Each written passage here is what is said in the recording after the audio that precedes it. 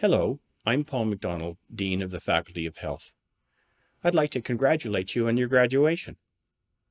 Completing a degree takes talent and lots of perseverance.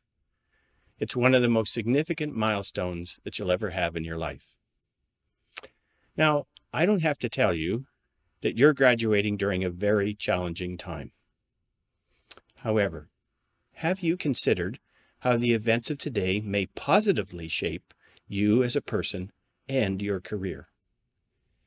You can either let today's challenges overcome you or use them to define your strengths and your very purpose. You're not the first to graduate during hard times.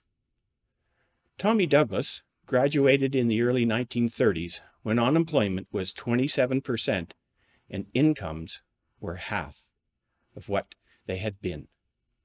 The suffering he witnessed profoundly impacted on his beliefs and his career. He went on to become Premier of Saskatchewan, and during that time spearheaded North America's first ever Bill of Rights and to establish publicly funded health care.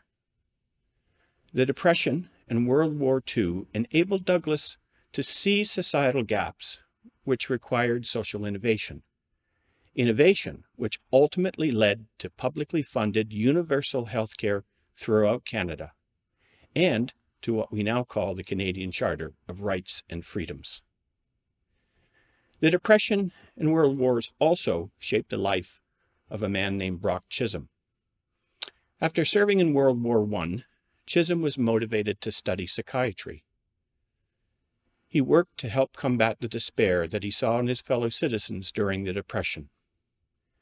And this enabled him to understand that health is influenced by global events and forces. He understood that health is both a human right and a precursor to peace and security. As a result of these experiences, he became the executive secretary of an interim panel that was mandated to draft a constitution for a new multilateral health council. Chisholm suggested that the new body be called the World Health Organization, and he was elected to serve as its very first Secretary General in 1948. So graduates, as you contemplate a future filled with disruption, you have a choice to make. Will you allow these circumstances to overwhelm you, or will you use this experience to see the gaps that others have missed and to create groundbreaking social and health innovations to address them?